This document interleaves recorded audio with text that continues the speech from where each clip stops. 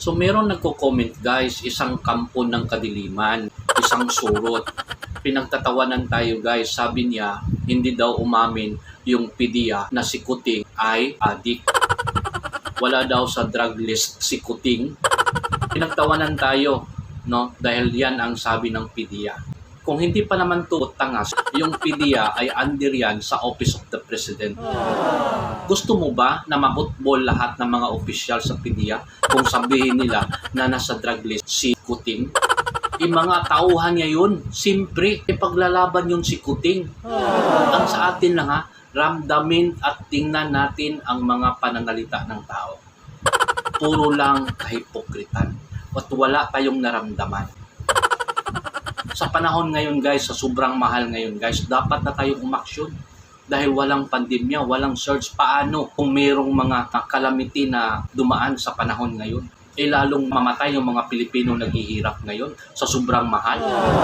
He has all the power to decrease the price because he is the executive and he has all the power control the price. Pero hindi niya nagawa. Kaya nga, tayo dito, we asking for impeachment or hindi, resign ka na, bumaba ka na dahil wala kang nagawang maganda sa country. Maawa ka sa mga Pilipino.